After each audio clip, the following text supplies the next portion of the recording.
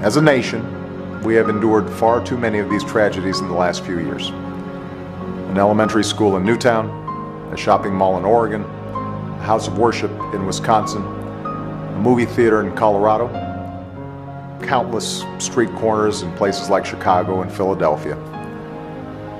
Any of these neighborhoods could be our own.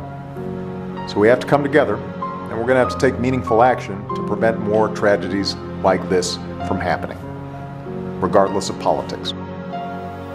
President Obama, you said it yourself, we must take action.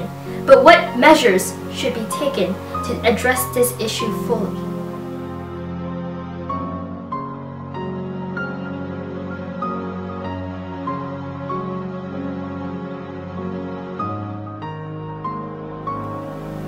People disagree on the solutions to several aspects of the issue, most notably the impact on mortality, civil rights, and self-defense. In 2010, more than 9,000 people were murdered with a firearm, and more than 19,000 people committed suicide using a firearm. But the most tragic deaths are brought about by the hands of mass murderers. Since 1982, there have been at least 61 mass murders in the US, and 15 out of the 25 worst mass shootings in the world took place in the US. Gun control advocates often employ statistics like these to suggest that legalizing guns for civilians may lead to countless casualties in the future. Opponents argue that the gun is not at fault. Rather, the one at fault is the person behind the gun, and because of this, they support laws that promote mental health services.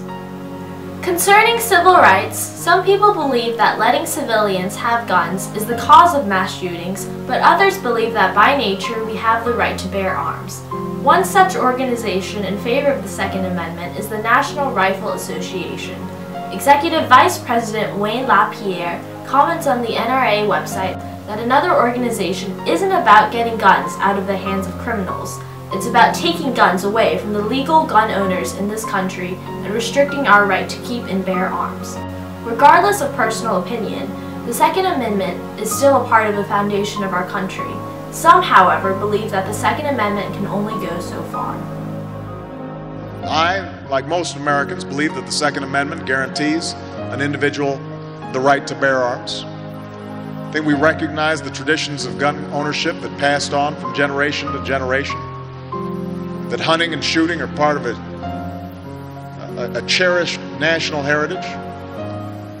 But I also believe that a lot of gun owners would agree that AK-47s belong in the hands of soldiers, not in the hands of criminals.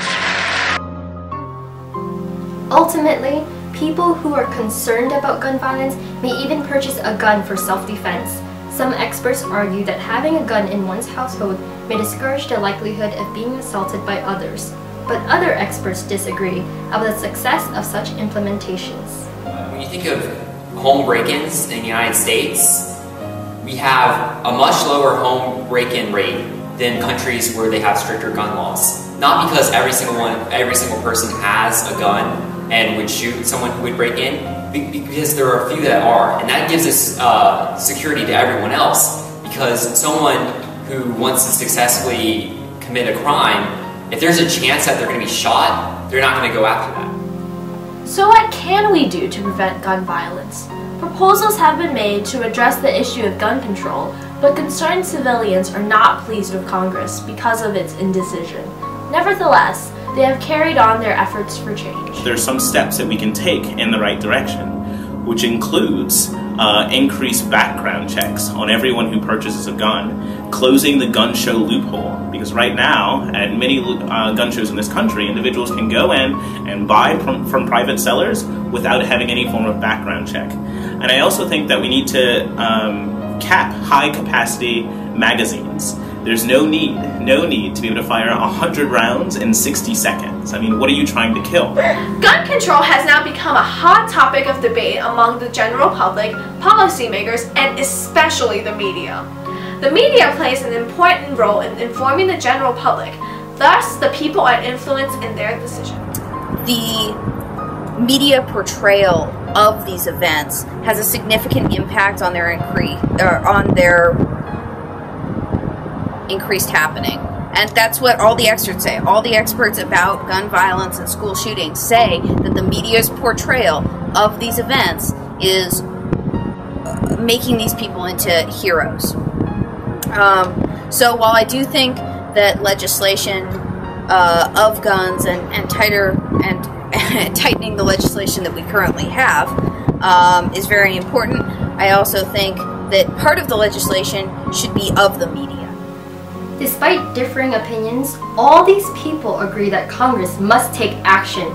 Although this is a controversial issue, the amount of attention that has been placed on gun control demonstrates its importance to the American people and their demand for immediate action. President Obama, you have said so yourself that we, as citizens of the United States, must unite, step up, and take action. But are you willing to do the same? Will you step up to the challenge, President Obama?